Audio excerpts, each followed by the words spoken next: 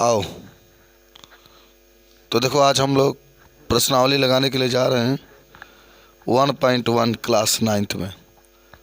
ठीक है, तो सीखेंगे कैसे हम लोग इसको लगाएंगे प्रश्नावली 1.1। क्वेश्चन नंबर जो हम लोग हल करेंगे वह क्वेश्चन नंबर देखो हम लोग 1 से हल करेंगे। ठीक है, पूरा कंप्लीट ये अभ्यास आपका समाप्त होगा। आओ देखो, पहला क्वेश्चन हमसे कह रहे हैं ना कि क्या शून्य एक परिमेय संख्या है। ये प्रश्न आपसे है, क्या शून्य एक परिमेय संख्या है। क्या इसे हम लोग P/Q के रूप में लिख सकते हैं, जब P और Q माने दिया गया है Q नॉट इक्वल 0। बहुत सिंपल क्वेश्चन है, बहुत सिंपल है। कह रहे क्या शून्य एक परिमेय संख्या के रूप में लिख सकते हैं, तो उत्तर होगा हाँ, शून्य को हम लोग परिमेय संख्या के रूप में क्या कर सकते हैं, लिख सकते हैं, यदि Q नॉट इक्वल 0 होता। माने अगर चाहे तो आप 0/1 क्या कर सकते हैं, लिख सकते हैं, 0/1 लिख सकते हैं। बस समझे, बोलो, बता दो सब लोग। अच्छा, आप कह रहे हैं ना 3 और 4 के बीच 6 परिमेय संख्या लिखिए, तो आपका सूत्र याद होगा ना, 3 और 4 के बीच का 1/2 आप पहला संख्या आप प्लस दूसरा संख्या पढ़े होंगे, जब भी परिमेय संख्या कहेगा बाबू। तो 1/2 पहला संख्या प्लस दूसरा संख्या, 1/2 प्लस, तो जैसे 3 दिया है ना तो पहला हो जाएगा, और 4 दिया तो कौन हो जाएगा, दूसरा। 3 आपका पहला, 4 आपका कौन हो गया, दूसरा। तो क्या करोगे, यहाँ वही होगा ना 1/2, 3 + 4 7/2, भाग दे दोगे तो 3.5 आ जाएगा। अब भाई 3 में जो 3.5 है उसको जोड़ दो, तो जोड़ोगे 3 3 6, 6.5/2 और 2 से उसमें भाग दे दो, तो आ गया कितना 3.25। इसी तरह से तीसरा निकाल दो, 3.5 में 4 जोड़ दो, 7.5/2 भाग दो तो आ जाएगा 3.75। उसी तरह से चौथा जोड़ दो 3.5, फिर जो आया यहाँ 3.25, वहीं जोड़ते चलोगे तो आपका पूरा निकल जाएगा। समझ में आया है ना? है कोई पूछना है? 2 कौन संख्या लेके जोड़ दो, बात खत्म, आ जाएगा आपका आंसर। दशमलव नहीं बदलना चाहते हो तभी लग जाएगा आपका। चलिए, अब क्या कह रहा है कि 3/5 और 4/5 के बीच 5 परिमेय संख्या बताइए।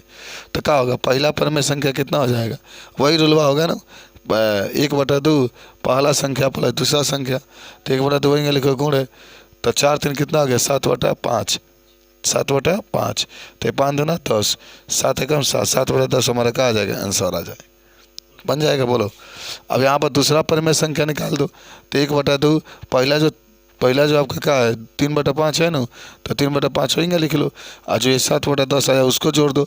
ये रूल होता है बाबू, 1/2 पहला संख्या प्लस दूसरा संख्या, तो 1/2 पहला 3/5 प्लस 7/10, 1/2 गुणे 7 3, अब लौसली आएगा तो 10, अब 5 से भाग 10 में देंगे तो 2 बार में 3 दूना 6 प्लस 7 तो 13/10, और गुना करोगे 13/20 आ जाएगा। देख लो, समझ में आया कि नहीं? अब तीसरा परिमेय संख्या निकालोगे तो 1/2 3/5 प्लस 13/20, तो 1/2 आई 5 से भाग 20 में 4 3 12 12 13, हल कर देते इतना आ गया आपका। इस तरह से चौथा आप निकाल देंगे, पांचवा निकाल देंगे। हाँ, जो ये आएगा उसको जोड़ देना है, बस बात खत्म। ये आएगा उसको जोड़ देना है, ये आएगा इसको जोड़ देना, ये आएगा इसको जोड़ देना। हाँ, पहला वहीं रख लो। चलो, अच्छा, अब देखो क्वेश्चन नंबर 4 है ना। 4 नंबर ये कहता है कि सत्य और असत्य को क्या करिए, छांटिए। कौन कौन छांटना है, सत्य और असत्य को कह रहा है छांटिए।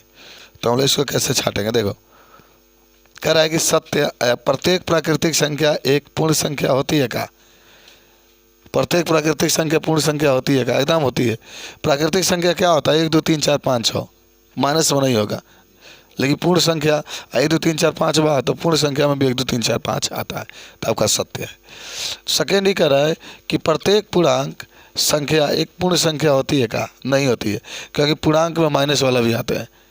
अरे पूर्णांक 2 प्रकार के होते हैं, एक धनात्मक पूर्णांक और एक ऋणात्मक पूर्णांक। तो जो पूर्णांक होते हैं सभी पूर्णांक क्या हो सकते हैं, पूर्ण संख्या नहीं हो सकते, क्योंकि ऋणात्मक पूर्णांक पूर्ण संख्या नहीं होते हैं। कह रहा प्रत्येक परिमेय संख्या एक पूर्ण संख्या होती है, परिमेय संख्या पूर्ण संख्या होती है, नहीं होती है, क्योंकि परिमेय संख्या में बट्टा में आता है, लेकिन पूर्ण संख्या बट्टा में नहीं होती है। पूर्ण संख्या का मतलब क्या हुआ मालूम है? खाली प्राकृतिक संख्या जो होता है उसमें 0 लगा दो, प्राकृतिक संख्या क्या होती है? 1 2 3 4 होती है ना, बस वो तुम्हें जीरो लगा दोगे तो तुम्हारा पूर्ण संख्या हो जाती है। तो इस तरीके से ये अभ्यास हमारा क्या हो गया? संपन्न हो गया। बोलो बना लोगे सब लोग? कोई दिक्कत है इसमें? नहीं दिक्कत होना चाहिए। चलिए एक और अभ्यास आपको फटाफट हम बता देते हैं।